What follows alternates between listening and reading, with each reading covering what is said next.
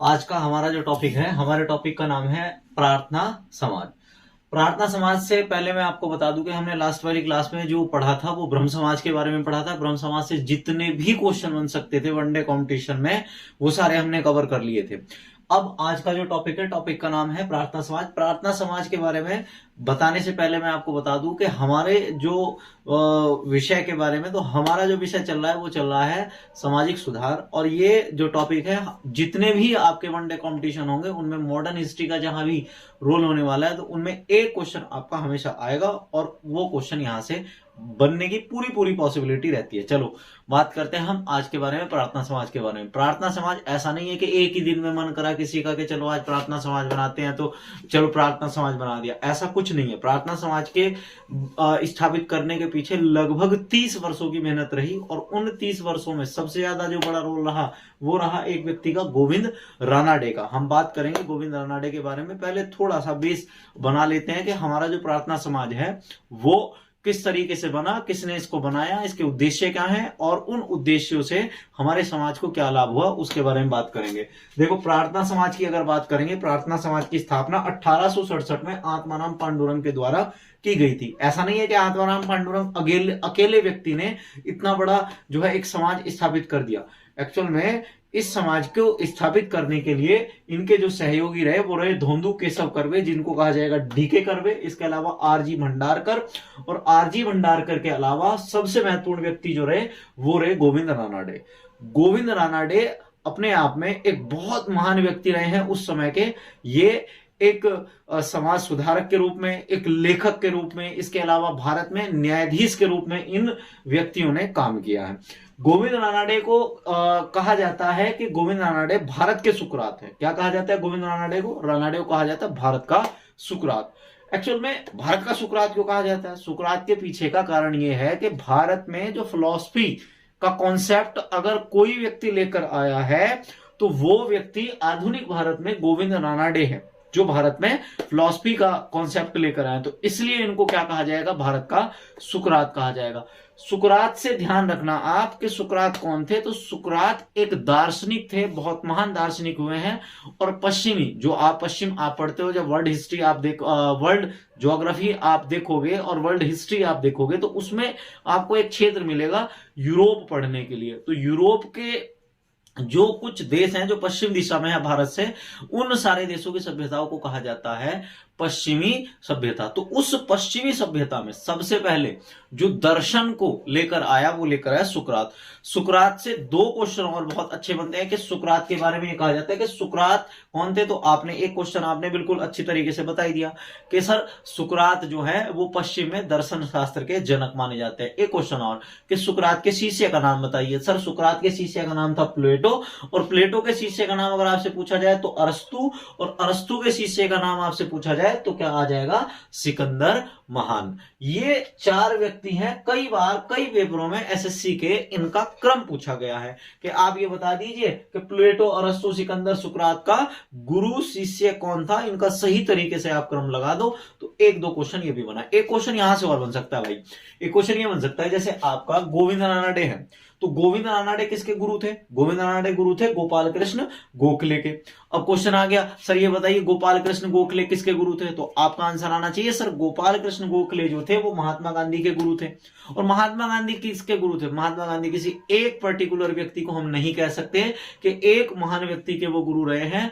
उनके फॉलोअरों की जो संख्या है वो लाखों करोड़ों में रही है, पर उनमें से कुछ जो प्रमुख शिष्य रहे हैं उनको नाम मैं आपको बता दे रहा हूं, जिसमें जेबी कृपलानी, जमनालाल बजाज, सरोजनी नायडू, ये इनके जैसे एक जो पहली महिला गृह मंत्री रही हैं कौर के नाम से एक, तो वो भी जो है इनकी एक बहुत फेमस शिष्य रही हैं। तो ये एक क्रम यहां ये रखना है। एक क्रम आपको ये याद रखना है कि रानाडे के शिष्य का नाम गोपाल कृष्ण गोखले, गोपाल कृष्ण गोखले के शिष्य का नाम महात्मा गांधी, महात्मा गांधी के शिष्यों का नाम जेबी कृपलानी, जमनालाल बजाज और सरोजनी नायडू। एक क्वेश्चन और ध्यान रखना भाई, गोपाल कृष्ण गोखले को जब हम आगे पढ़ेंगे तो गोपाल कृष्ण गोखले कम से कम 3 से 4 बार हमारे जहन में आएंगे और उनसे जो जो क्वेश्चन बनेंगे हम उन पे चर्चा करते रहेंगे। पहली बात है, गोपाल कृष्ण गोखले का जिक्र आया है, तो गोपाल कृष्ण गोखले से एक क्वेश्चन आपका बार बार बनना है, उस क्वेश्चन को आप डिस्कस कर लो कि सर्वेंट्स ऑफ इंडिया सोसाइटी की स्थापना किसने की थी। तो क्वेश्चन बहुत अच्छा क्वेश्चन है कि सर्वेंट्स ऑफ इंडिया सोसाइटी की स्थापना किसने की थी और ये क्यों की थी। एक्चुअल में सर्वेंट्स ऑफ इंडिया सोसाइटी की स्थापना गोपाल कृष्ण गोखले के द्वारा की गई थी, और इस सर्वेंट्स ऑफ इंडिया सोसाइटी में ऐसे नौजवानों को लिया जाता था जिनका उद्देश्य भारत की सेवा करना हो, भारत माता की सेवा करना हो, उन व्यक्तियों को इसमें शामिल किया जाता था। और उन व्यक्तियों को प्रति माह 100 रुपए के शुल्क उनके परिवार को जीवन वहन करने के लिए दिया जाता है कि उनका परिवार अपना आराम से जीवन यापन करता रहे और सही तरीके से वो अपना जी ले। इस तरीके से ये सर्वेंट्स ऑफ इंडिया सोसाइटी काफी पॉपुलर रही थी। तुम्हें दो चीज ध्यान रखनी है, सर्वेंट्स ऑफ इंडिया सोसाइटी की स्थापना कब हुई, 1905। इसके बाद अगर आपसे पूछा जाए कि सर्वेंट्स ऑफ इंडिया सोसाइटी की स्थापना किसने करी, तो बता दो गोपाल कृष्ण गोखले ने। एक क्वेश्चन और भाई, हाँ आपने ये कहा कि प्रार्थना समाज की स्थापना, अगर क्वेश्चन ये आया बिल्कुल सिंपल वाला, जैसे सिंपल क्वेश्चन है कि प्रार्थना समाज की स्थापना किसने करी, तो क्वेश्चन आपका बहुत सिंपल हो गया, प्रार्थना समाज की स्थापना सर आत्माराम पांडुरंग ने की। अगर क्वेश्चन ये आ गया कि प्रार्थना समाज की स्थापना आत्माराम पांडुरंग ने की, पर इनको जो प्रेरणा मिली वो किस व्यक्ति से मिली, तो इनको जो प्रेरणा मिली वो प्रेरणा स्रोत थे इनके केशव चंद्र सेन। केशव चंद्र सेन, एक्चुअल में अभी हमने बात की थी गोविंद रानाडे को कहा जाएगा भारत का सुकरात, बट केशव चंद्र सेन को कहा जाएगा महाराष्ट्र का सुकरात। महाराष्ट्र का सुकरात इसको इसलिए कहा जाएगा क्योंकि महाराष्ट्र में जो फिलॉसफी का कॉन्सेप्ट लेकर आए वो लेकर आए केशव चंद्र सेन।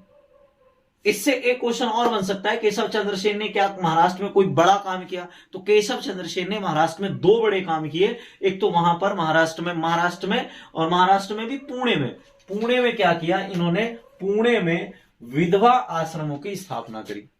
इसके अलावा महिलाओं को पढ़ाने के लिए इन्होंने रात्रि पाठशाला का क्या किया, रात्रि पाठशाला का इन्होंने आयोजन किया। रात्रि पाठशाला क्या कि जो व्यक्ति दिन में काम करते हैं, जो महिलाएं दिन में काम करती हैं, उनको पढ़ने का समय नहीं है, तो उनको पढ़ाने के लिए रात्रि में क्या किया, पाठशालाएं लगाई। आप ये समझ लीजिए कि आज के इस आधुनिक जीवन में रात के समय व्यक्ति जब मोबाइल में अपना टाइम काट रहा होता है, तब हमें रात में पढ़ते समय इतनी दिक्कतें आती हैं। हमारे पास प्रकाश है, सारी कुछ है, सब चीजें, लाइट वाइट सब है, सब मजे की चीजें हैं, उसके बाद हमें पढ़ना इतना ज्यादा बोरिंग लगता है। बट उस समय देखो कि इस महान व्यक्ति ने रात में जा जाकर क्या किया, इस व्यक्ति ने रात में जा जाकर महिलाओं को पढ़ाया।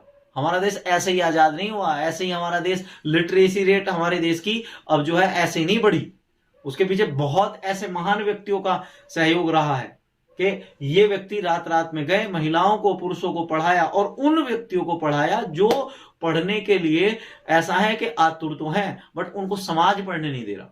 जैसे दलित वर्ग को क्या था, महाराष्ट्र में एक सीधा कॉन्सेप्ट था कि दलित वर्ग अगर पढ़ेगा तो पढ़ने के लिए उसे दो प्रकार के टैक्स देने पड़ेंगे। एक जहां वो जिस क्षेत्र में रहते हैं, एक उसको उस जमींदार से परमिशन लेनी पड़ेगी, उस परमिशन के लिए उस जमींदार को टैक्स देना पड़ेगा कि साहब हम अपने बच्चे को पढ़ा रहे हैं, आप परमिशन दे दीजिए। अब वो क्या करेगा, वो परमिशन देगा, परमिशन देने के बाद वो क्या करेगा, परमिशन ली, परमिशन लेने के बाद उसको कुछ धन जमींदार को दिया, जो थोड़ा बहुत बचा वो स्कूल में दिया। इस तरीके से बच्चों को पढ़ाया जाता था महाराष्ट्र में। अब इन सारी चीजों को छोड़कर पीछे कि केवल शिक्षा मिले, उसके लिए इस व्यक्ति ने ये काम किया। तो यहां से इसको जो इतने बड़े काम को जो प्रेरित किया, तो उससे प्रेरित होकर आत्माराम पांडुरंग ने कहा यार हमें भी क्या करना चाहिए, एक ऐसा बड़ा काम करना चाहिए जिससे हम क्या कर सकें, एक बहुत बड़ा सा कोई एक समाज स्थापित कर सके जिससे हमारे यहाँ शिक्षा बढ़े। तो इसके उद्देश्य पे बात करते हैं कि प्रार्थना समाज का उद्देश्य क्या था। प्रार्थना समाज का उद्देश्य क्या था, उद्देश्य वैसे हमने बाद में शुरू में बात की थी कि इसका उद्देश्य यह था कि हिंदू धर्म में जो त्रुटियां चल रही हैं, समाज में जो त्रुटियां चल रही हैं, उनमें सुधार लाना है।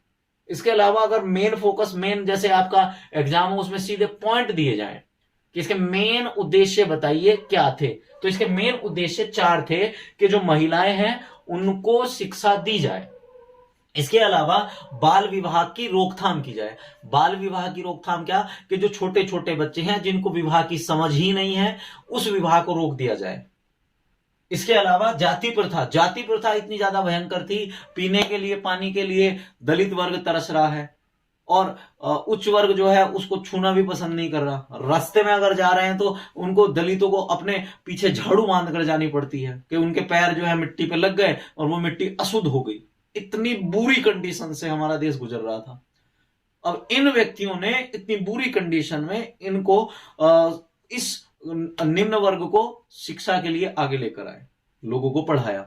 इसका ये उद्देश्य था। विधवाओं में मैंने आपको बताया कि दो तरह की विधवाएं होती थी।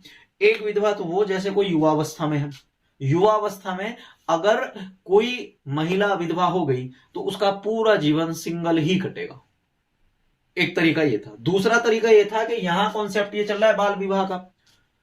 किसी छोटे बच्चे का किसी छोटी बच्ची से विवाह हो गया, चिकन पॉक्स चलता था और चिकन पॉक्स में पता चला कि बच्चा जो है जिसका विवाह हुआ था, लड़का मर गया और लड़की जो है रह गई, तो उस लड़की को आजीवन क्या रखते थे, आजीवन कुंवारा ही रखते थे। भाई उस लड़की का क्या दोष है चिकन पॉक्स में, अगर वो नहीं मरी तो उसे अपना जीवन जीने का अधिकार है ना। उस चीज के लिए इन्होंने काम किया।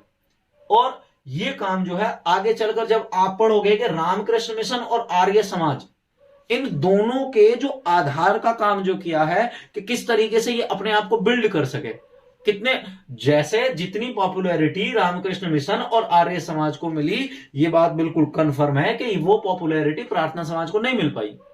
बट इन दोनों के बेस का जो काम किया, अगर आपसे कई बार पूछा भी जाए अच्छे लेवल के एग्जाम में, जैसे पीसीएस का प्री आप एग्जाम दे रहे हैं और उसमें आपसे पूछ लिया जाए कि रामकृष्ण मिशन और आर्य समाज की जो स्थापना है उसका आधार कौन से सुधार आंदोलन ने तैयार किया, तो आपका आंसर तब आना चाहिए कि सर इन दोनों के सुधार का जो बेस तैयार किया, वो बेस तैयार किया प्रार्थना समाज ने। ये इतना बड़ा समाज बना, खुद पॉपुलर नहीं हुआ बट एक पॉपुलर जो समाज बनेगा उसका एक इसने क्या कर दिया, बेस स्थापित कर दिया। इसके अलावा आपको मैंने बता दिया है कि उद्देश्य इसके ये हैं और इससे क्वेश्चन क्या बन सकते हैं। क्वेश्चन ये 2-3 क्वेश्चन बनेंगे। प्रार्थना समाज की स्थापना, ये कौन है। हाँ, 1-2 क्वेश्चन ये बन सकता है कि प्रार्थना समाज के बारे में जब चीजें चल रही थी, प्रार्थना समाज जब विकसित हो चुका था तो इसके अंडर में 2-3 चीजें हुई। जैसे 1899 में इन्होंने क्या किया, विधवा आश्रम पुणे में विधवा आश्रम स्थापित करवाया। 1916 में जो भारत का पहला महिला विश्वविद्यालय स्थापित हुआ, उस महिला विश्वविद्यालय की अगर बात करें वो भी पुणे में स्थापित हुआ। उसमें भी सबसे बड़ा रोल जो रहा वो किसका रहा, प्रार्थना समाज का। एक क्वेश्चन ये भी बन सकता है कि अगर पश्चिमी भारत में समाज सुधार की पहली कड़ी किसको माना जाए, तो पश्चिमी भारत में समाज सुधार की जो पहली कड़ी माना जाएगा, मुख्य कड़ी जो माना जाएगा, वो माना जाएगा प्रार्थना समाज को। ये इतनी सारी चीजें प्रार्थना समाज से आपकी क्वेश्चन बन सकती हैं। ये ध्यान रखना, गोविंद रानाडे ने महाराष्ट्र में विधवा पुनर्विवाह एसोसिएशन की स्थापना की थी। मैंने सारे क्वेश्चन जो बताए हैं, जितने भी फैक्ट है वो सारे एग्जाम में आने लायक हैं। ध्यान से पढ़ो। इसके अलावा धन्यवाद।